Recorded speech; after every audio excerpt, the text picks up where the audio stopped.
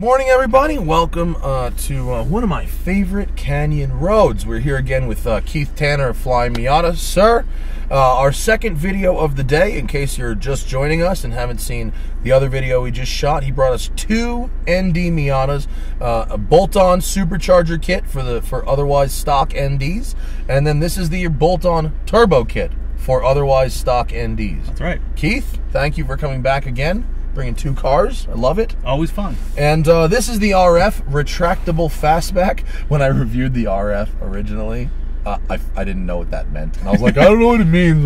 Retractable fastback, the retractable hardtop one. How do you like the hardtop compared to the soft top? I love it. I run hardtops in my personal Miatas anyhow. Oh, okay. So the fact that it's actually sexy looking little coupe. It keeps the noise way down at highway speeds, doesn't it? I've done some significant highway travel in this car. It's a great little road tripper. Yeah, 10,000 miles on this car.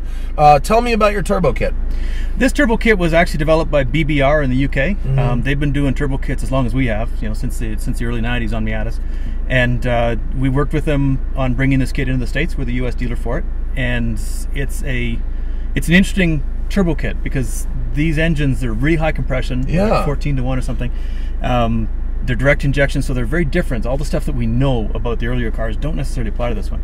So what do you do? Run less boost or run a... You run a really big turbo. It's a twin scroll 3071. Okay. And because you don't want any back pressure, because that's going to make it more likely to have detonation problems. And you've got all that exhaust velocity out of the high compression to spin the turbo up. Huh. So you run this huge turbo, but you run it at low boost, and you get surprisingly good response, really low intake temperature. Wow, that's counterintuitive, isn't it? It's wrong, but it works. All the the Ford turbo cars and all that stuff, they run a small turbo at a higher boost level. Mm-hmm. Like my Focus RS runs a little turbo at 26 psi. So this is running at what, give or take? I think it's 6 to 8. Okay, around there. All right, cool. Well, again, very excited. Let's have a go.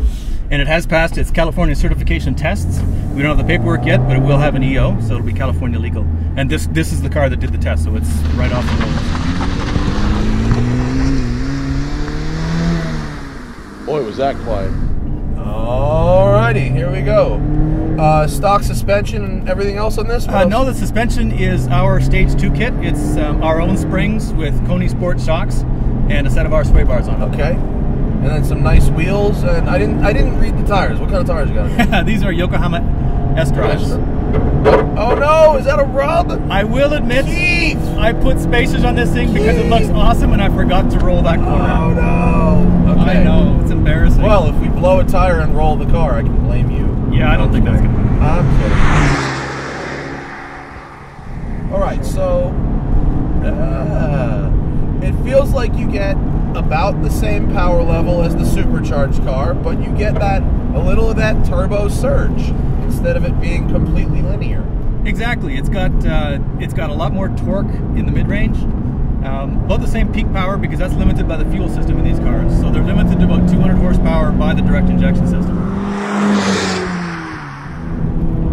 But it really feels like you bumped it up. Bumped it up in the mid-range. Does it die a little bit above 5,500?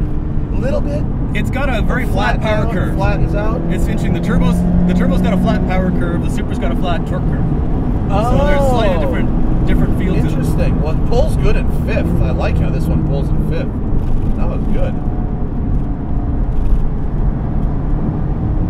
It feels like your suspension on this car has a little better body control than the Fox setup on the other car. Right turns are going to be hard. I know. I put the spacers on and the car looks so good, and then I didn't roll the fenders yet. You brought me a SEMA car, you bastard. No, I'm kidding. I see Willwood calipers on here.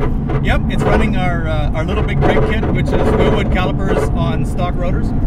So the consumables are easy to get, and they're it's an 11-inch rotor for a 2,400-pound car. You don't need a lot of brake for that. It's got good power. It feels really nice. Again, if you've driven WRX, maybe a little quicker than a WRX, that's about what the power level feels like. Which, if you've driven an ND Miata, God, you'd kill for WRX power, wouldn't you? This really feels right. You're still having kind of the same sort of fun in terms of tossability and lightness and all those things that you love about a Miata. You just don't have to make apologies anymore. It's got that mid-range push, you know. You just you give it a little squeeze and it spurts on you. So on the dyno, is this how much horsepower and torque gain over stock? Well, again, we're limited by the fuel system. Right. So the peak power is again about 200 horsepower, to the just wheels. like it is at the wheels, just like it is in the supercharger. But we see a much bigger mid-range gain. So we really beef up the mid-range at 3,000 RPM or so. It's got a big chunk of torque over the supercharger. I will have, it's actually going on the dyno tomorrow at sea level. Oh, cool. Both cars are, so we can get a back-to-back dyno comparison of the two of them without the altitude oddities. You doing that here? We're doing it in Monterey. Okay. Ooh, you driving to Monterey after this? We're driving to Monterey, yep. Ooh, that'll be nice. We're going to be at Mazda Raceway for the weekend. Fun. That'll be fun. Oh, that's a rock, hang on. I'm going to do it, can we do it, I'm going to pull through the gears here from... Go for it. From standstill. Here we go.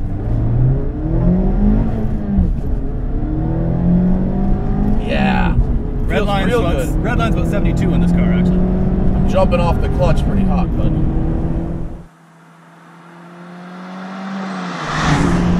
Fourth gear, that's the gear, huh? Fourth gear is really where it's at. That's my gear. Turbos love having something to pull against, don't they? Yeah. You got to give them some load. Yeah. I mean, you know, it definitely accelerates significantly quicker than a stock car, but it's, you know, with such a light car, first, second, third, you know, there's not a lot of difference in gear starting. When you get into fourth, and you're like, oh, yeah, it's still going. That's good. That's really nice. Cool car. Okay, so the supercharger kit was 5,200, right? It was right about 5,000. 49.95 or something. And this one is 56. It's either 56.95 or 5,600. I forget. Okay, cool. That's not bad. And that's more. And that's legal as well. It can run it in America. Exactly. Can run it in California. California is key. That's gangster. So 91 octane is okay then? Yep. Just regular pump gas, nothing weird. Okay. Well, compared to the 93 you guys get in Colorado. No, we don't get 93 actually. We get 91 as well. Yeah. Oh, the Rocky Mountains are pretty much the line. Anything west of the Rockies gets 91. Anything east gets 93. I didn't realize that. I thought it was all 93 except California. You know, when you do remote ECU tuning like we do for a lot of our customers, you get a real feel for what the fuel situation looks like across the country. It's, you know, California gas is not the best in the country. No, it's real terrible, actually. Ours is a little bit better. It's not as good as, you know, Texas stuff is great because it's all fresh. Although the guys who know tell me that Costco has the best gas in California. Interesting. In terms of quality. I just filled the Turbo S up with Costco gas last night. I think Jeremy, our main tuner at Flyin Miata, I think Conoco is his favorite. Conoco? Alright. This car's real cool. I like this power level very much. How long until you can get this stuff from a dealer? You guys, does Mazda like you or not? Mazda, they don't want to get too close to the aftermarket in a lot of ways. You know, they're very supportive of their racers. The aftermarket, they accept it, but they don't necessarily encourage it too much. We've actually talked to a couple of dealers about the possibility of putting things like this on their showroom floor. I would love to do it. Yeah. Like a modern Yanko, you know, and just buy a pre-tuned Miata off the floor. Why does Galpin's your people? They have a Mazda store. You should talk to Bo Bachman while you're here. Galpin will do that. Galpin Auto Sports. I'll get some information from you. I've got a couple of guys I've talked to. This thing is, I actually think this thing, I might go so far as to call this fast. I think this is a fast car. It's got some mid-range to it. It feels fast.